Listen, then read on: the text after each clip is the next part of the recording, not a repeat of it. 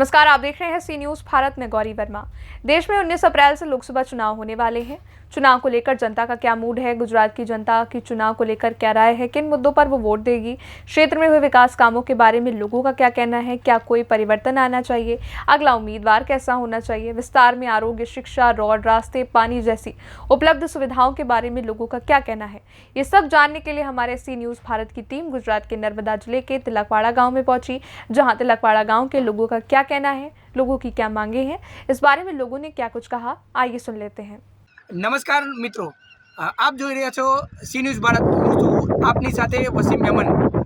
હાલ કે આગામી સમયમાં લોકસભાની ચૂંટણી આવી રહી છે, ત્યારે સી ન્યૂઝ ભારતની ટીમ પહોંચી છે તિલકવાડાના તાલુકા મથકે લોકોના મંતવ્ય જાણવા માટે કે શું લોકસભાની ચૂંટણીમાં લોકોનું શું કહેવું છે, એમના વિસ્તારમાં વિકાસ થયો છે, કોઈ વિકાસની કામગીરી બાકી છે અને આગામી લોકસભાની ચૂંટણી દરમિયાન કોઈ પરિવર્તન લાવવાની જરૂરત છે, ત્યારે લોકોના મત જાણવા માટે અમે અહીંયા ઊભા છે તિલકવાડા તાલુકા મથકે। અહીંયા આપણે લોકોની સાથે વાત કરીએ તેમનું શું કહેવું છે। જે હાલ આગામી સમયમાં લોકસભાની ચૂંટણી આવી રહી છે, ત્યારે આ લોકસભાની ચૂંટણી બાબતે શું કહેશો? તમારા વિસ્તારમાં જે વિકાસ થયો છે એ વિકાસ બાબતે શું કહેશો? નમામિ દેવી નર્મદે તિલકવાડા માં નર્મદા અને મેન નદીના સંગમ સ્થાન પર આવેલું છે અને હજારો અને લાખોની સંખ્યામાં જ્યારે પરિક્રમાવાસીઓ પરિક્રમા કરતા હોય ત્યારે આપણે જાણીએ છીએ કે અત્યારના સમયમાં એ ધર્મ અને સંસ્કૃતિનું ઉત્થાન થઈ રહ્યું હોય ત્યારે અમારા ગામમાં એ નર્મદાનો ઘાટ હોય અથવા તો માં નર્મદામાં જે ગટરના પાણી જતા હોય એ ખરેખર તંત્ર દ્વારા ઘાટને એકદમ સ્વચ્છ અને પવિત્ર કરવામાં આવે કે જેના દ્વારા નર્મદામાં સ્નાન કરવા, પૂજા કરવા અને એ આસ્થા માટે લોકો આવી રહ્યા હોય તેની આસ્થાને ઠેસ ન પહોંચે।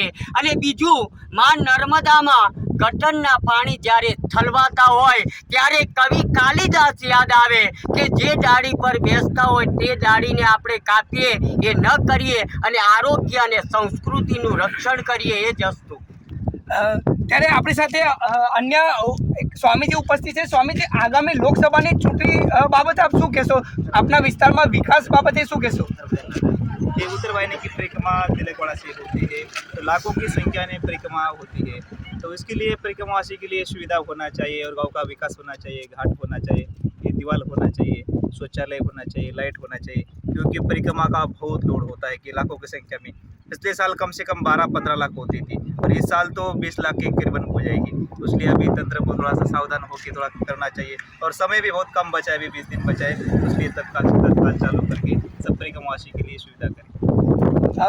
જ્યારે હાલ લોકસભાની ચૂંટણી આવી રહી છે, તો આ લોકસભાની ચૂંટણી બાબતે શું કહેશો? તમારા વિસ્તારમાં જે વિકાસના કાર્યો થયા છે એ વિકાસના કામો બાબતે શું કહેવું છે? વિકાસ તો ઘણા થાય છે, પણ આ તિલકવાડા તાલુકો એક મેન તાલુકો છે। શૌચાલય ના હોય તો એનું શું તાલુકો કહેવા? શૌચાલય નથી તિલકવાડામાં તાલુકો છે આટલું મોટું, પણ એક શૌચાલય નહીં બનાવી શકતા। બધા ચૂંટણીઓ આવે છે, કહી જાય છે, અમે આગળ બી બહુ જાણ કરી છે, પણ હજુ કોઈ નિરાકરણ આવ્યું નથી, કોઈ કામગીરી નથી થતી નથી। એવું કહે છે કે જગ્યા નહીં, જગ્યા તો ઘણી બધી છે તિલકવાડામાં। તો અહીંયા તિલકવાડા એક તાલુકા મથક છે, ત્યારે શૌચાલયની માંગ કરી રહ્યા છે। આપણી સાથે અનેક ઉપસ્થિત છે। આપ શું કહેશો? અહીં લોકસભાની ચૂંટણી આવી રહી છે, ત્યારે તમારા વિસ્તારમાં વિકાસના કામગીરી બાબતે શું કહેશો? અમારો મુખ્ય મુદ્દો એ છે કે 20 વર્ષથી અમે આ નર્મદા મેન નદી ઉપર પ્રોટેક્શન વોલ બનાવવા માટે અમે 20 વર્ષથી રજૂઆત કરેલ છે ગવર્મેન્ટમાં, તો તે આજ સુધી થયેલ નથી, તો એ વહેલી તકે થાય એવી અમારી ઈચ્છા છે ગ્રામજનોની, એવી આશા રાખીએ છીએ। ત્યારે આગામી જે લોકસભાની ચૂંટણી આવી રહી છે એમાં કોઈ પરિવર્તન જરૂરત છે? તમારા મતે શું કહેવું છે?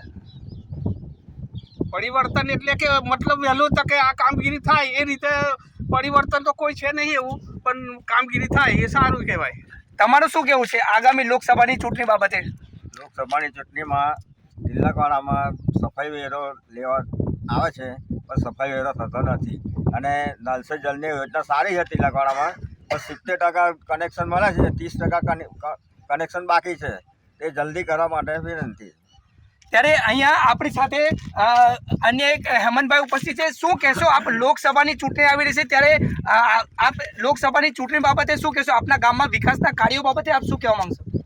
અમારા તિલકેશ્વર મંદિર में શિવરાત્રી વખત 2017 में ચોરી થયેલી છે। ભગવાન મહાદેવનો મુખારબિંદ જે શિવરાત્રી में શોભા યાત્રા में બધા ગામવાળા તિલકવાડાના ભક્ત લોકોને જે દર્શન આપે છે એ મહાદેવ ચોરી થયેલો છે। અને અમારે ચાંદીના નાગ દેવતા માતાજી રે મુકટ હાર વગેરે બધા ચોરી થયેલા છે 2017 में। 2019માં ચોર પણ પકડી ગયા છે એવું સાંભળવામાં પેપરમાં પણ આવેલું હતું। અને ચોરી તો માલ લેનાર પણ પકડી ગયો હતો, પણ અમારા ભગવાન હજુ આવ્યા નહીં। એટલે તંત્ર અમારે એવું જ કહેવું છે કે અમારા ભોલેનાથ આવી જાય એ બહુ છે। આપણી સાથે અહીંયા ઉપસ્થિત છે સ્વામીજી, આગામી સમયમાં પરિક્રમાનો શરૂ થવાની છે, તો એ બાબત આપ શું કહેવા માંગશો? પરિક્રમા તો વર્ષોથી ચાલી જ આવે છે અને આ માર્કંડેય ઋષિ પોતે અદ્રશ્ય રૂપે એટલે કે સાધારણ ધનુષને દેખાય નહીં એ રીતે પરિક્રમા કરતા હોય છે।